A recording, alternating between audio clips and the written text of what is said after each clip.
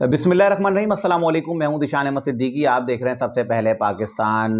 मुल्क में आम इंतखाबात, और जब आम इंतखाबात होने वाले थे और जब मियां नवाज शरीफ की वतन वापसी थी, तो उस वक्त मैंने कहा था कि मुल्क के अगले वज़ीर आज़म जो है मियां नवाज शरीफ होंगे। और मैं इसी हवाले से बात करूँगा कि अब मियां नवाज शरीफ साहब जो है क्या सरप्राइज़ देने जा रहे हैं, मैं इस पर बात करूँगा। इसके अलावा बात करूँगा पहले पाकिस्तान पीपल्स पार्टी से जो है कुर्बानी मांगी गई थी, और अब जो है पाकिस्तान मुस्लिम लीग नून से कुर्बानी मांगी गई है, इस पर भी बात करूँगा।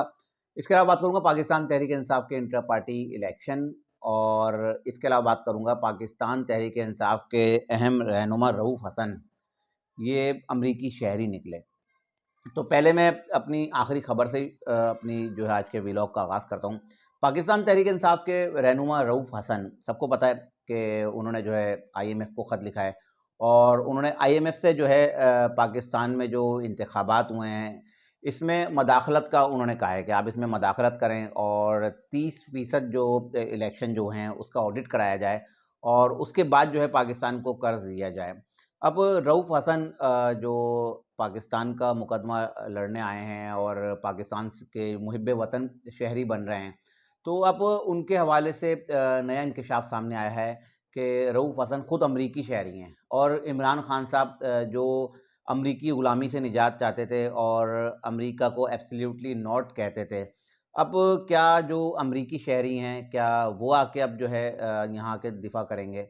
तो अब इमरान खान साहब और रऊफ़ हसन को, दोनों को इस बात पर जो है अपना मौक़िफ़ देना चाहिए कि आया रऊफ़ हसन, जिनका पासपोर्ट जो है कल से सोशल मीडिया पे जो है ज़ेरे गर्दिश है, और जिसमें वो बाकायदा अमरीकी शहरी हैं, और जब अमरीकी शहरी जब बनते हैं तो बाकायदा वहाँ हलफ़ लिया जाता है, और उस हलफ़ लेने के बाद जो है वहाँ बाकायदा एफ़िडेविट जमा कराया जाता है कि वो अमरीका के वफ़ादार रहेंगे। अब रऊफ़ हसन आके बताएँगे कि वो अमरीका के वफ़ादार हैं या पाकिस्तान के वफ़ादार हैं, क्योंकि इमरान खान साहब का तो नारा यही है कि मुझे अमरीकी ग़ुलामी से निजात चाहिए। अब अमरीकी ग़ुलामी से निजात के लिए आप अमरीकी शहरी को अब लाए हैं, तो बहरहाल अब इमरान खान और रऊफ़ हसन दोनों इस पर जवाब दें, और दोनों को आके जो है अपनी-अपनी पोज़ीशन वाज़ेह करने की ज़रूरत है। इसके अलावा पाकिस्तान तहरीक इंसाफ के इंटर पार्टी इलेक्शन की अगर हम बात करें, तो कल एकदम टिकर्स चले, और उसमें बताया गया कि पाकिस्तान तहरीक इंसाफ के इंटर पार्टी इलेक्शन होगा, जिसमें बैरिस्टर गौहर जो है बिला मुकाबला चेयरमैन, उमर अय्यूब जो है जनरल सेक्रेटरी बिला मुकाबला वो ये भी मुंतखब हुए हैं। इसके अलावा यास्मीन राशिद जो है पंजाब की सदर बनी है, और अली अमीन गंडापुर केपीके के सदर बने हैं। अब ये बिला मुकाबला मुंतखब तो हो गए, लेकिन इसका बाकायदा नोटिफिकेशन जारी नहीं किया गया है। अब ये नोटिफिकेशन क्यों जारी नहीं किया गया? मैंने आपको पिछले व्लॉग में बताया था कि 3 मार्च को जो है Pakistan Tehreek Insaf inter party election करवा रही है, और वो पेशावर में होंगे। तो अब अगर ये नोटिफिकेशन आज या कल हो जाता है, तो क्योंकि इन्होंने इलेक्शन कमीशन ऑफ पाकिस्तान में तो 3 मार्च का कहा है ना कि हम इंटर पार्टी इलेक्शन 3 मार्च को कराएंगे। अब इससे पहले अगर ये नोटिफिकेशन हो जाता है, तो इनको पता है ऐसा ना हो इलेक्शन कमीशन ऑफ पाकिस्तान इस पर एतराज़ कर दे कि आपने 3 मार्च को इंटर पार्टी इलेक्शन का कहा था, और आपने उससे पहले ही जो इंटर पार्टी इलेक्शन करा दिए। बहरहाल इस दफ़ा बड़ा सोच समझ के पाकिस्तान तहरीक इंसाफ के लोग चल रहे हैं, और क्योंकि पहले जो इन्होंने बेवकूफ़ियाँ की हैं, वो बेवकूफ़ियाँ नहीं कर रहे हैं, अब ये सोच समझ के चल रहे हैं। बहरहाल इनके इंटर पार्टी इलेक्शन होगा, ये भी मैंने बता दिया, और ये नोटिफिकेशन क्यों नहीं हुआ, ये भी मैंने आपको बता दिया कि अगर ये 3 तारीख से पहले इसका नोटिफिकेशन करते हैं, तो इनके लिए फिर से मसाइल पैदा हो सकते हैं। इसके अलावा मैं अपनी खबर की तरफ आता हूँ। पहले मैं आता हूँ कि अब जो है पाकिस्तान मुस्लिम लीग नून से जो है एस्टेब्लिशमेंट ने कुर्बानी मांगी है। इससे पहले पाकिस्तान पीपल्स पार्टी से मैंने बताया था कि पाकिस्तान पीपल्स पार्टी जो है चेयरमैन सेनेट अपना लाना चाहती थी, और उसके लिए साबिक वज़ीर आज़म यूसुफ रज़ा गिलानी साहब का नाम सर-ए-फ़हरिस्त था ना। तो अब बाद में जब सारे मामला तय हुए, और फिर मैंने बताया था कि एस्टेब्लिशमेंट चाहती है कि चेयरमैन सेनेट जो है उनका जो है जो मनपसंद शख्स हो। तो उसमें मैंने बताया था कि चेयरमैन सेनेट जो है मुतवक्के तौर पर जो है, जो हमारे उस वक्त निगरान वज़ीर आज़म थे अनवारुल हक काकड़ साहब, वो चेयरमैन सेनेट बनेंगे। और कल इस चीज़ का जो है एक सबूत भी आ गया, क्योंकि सेनेटर यूसुफ रज़ा गिलानी ने अपनी सेनेट की नशिस्त से इस्तीफ़ा दे दिया। अब वो रुकन कौमी असम्बली जो है रुकन कौमी असम्बली के तौर पे जो है अपना काम करेंगे।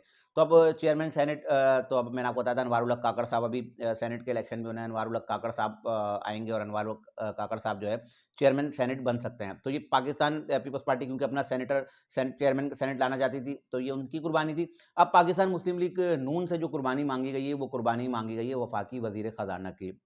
क्योंकि मुमकिन तौर पर यही सबके सामने था, और यही सब सोच रहे थे कि शायद इसहाक डार जो है नए वफाकी वज़ीर ख़ज़ाना होंगे। लेकिन इनको जो है कुछ इशारे दिए गए हैं, और इनको कहा गया है कि आप जो है इसहाक डार की जगह जो है आप निगरान जो वज़ीर ख़ज़ाना थी शमशाद अख्तर साहिबा, तो उनको ही कंटिन्यू करने दिया जाए। क्योंकि उनके भी आईएमएफ से जो है निगरान हुकूमत जब थी उस वक़्त जो है उनके आईएमएफ से बड़े अच्छे मुज़ाकरात रहे, बड़ी अच्छी डील की और आईएमएफ ने जो है उनके जो काविशें हैं और उनकी काम को जो है सराहा भी है और उनकी तमाम शराइत जो आईएमएफ की थी उनको जो है पूरा भी किया है। तो हो सकता है कि अब अगले जो निगरान जो मुंतखब जो तो नहीं कहेंगे इनको शमशाद अख्तर साहिबा को, लेकिन 6 माह ये जो है काम कर सकती हैं वफ़ाकी वज़ीर ख़ज़ाना के तौर पर। मुंतखब तो नहीं होंगी क्योंकि ये इलेक्शन नहीं लड़ी, लेकिन एक एडवाइस दी गई है एक जगह से कि जो है शमशाद अख्तर साहिबा को जो है वफ़ाकी वज़ीर ख़ज़ाना के तौर पर जो है काम करने दिया जाए। अब देखते हैं बहरहाल ये ख़बरें हैं कुछ कि अब पाकिस्तान मुस्लिम लीग नून से ये कुर्बानी माँगी गई है कि वो इसहाक डार को कहीं और एडजस्ट करें। हो सकता है उनको वज़ीर दिफ़ा बना दिया जाए इसहाक डार साहब को और वज़ीर ख़ज़ाना शमशाद अख्तर साहिबा को बनाया जा सकता है। ये थी खबर। इसके अलावा मैंने बताया अपनी मेन खबर की तरह जो मैंने आपको कहा था ना कि मियाँ नवाज़ शरीफ साहब जो है मुल्क के अगले वज़ीर-ए-आज़म होंगे। अब लगता ये है कि मियाँ नवाज़ शरीफ साहब जो है मैदान में आ गए हैं और अब उन्होंने अपना किरदार अदा करना है और मियाँ शहबाज शरीफ साहब जो अगले वज़ीर-ए-आज़म हैं, उनसे इस्तीफ़ा लिया जा सकता है। अच्छा ये इस्तीफ़ा उनसे जो लिया जाएगा वो उनकी वज़ारत-ए-उज़्मा से नहीं लिया जाएगा। ये उनकी पार्टी सदारत जो है उससे इस्तीफ़ा लिया जाएगा। और उनकी जो उनके पास जो पार्टी सदारत है ना क्योंकि उस वक़्त नवाज़ शरीफ साहब को नाअहल किया गया था, तो उस वक़्त फिर आपको पता है कि सेनेट के इलेक्शन हुआ था, ज़्यादा तस्वुर किए गए थे, तो मियाँ नवाज़ साहब नाअहल हो गए थे, पार्टी सरबराही भी नहीं रही थी।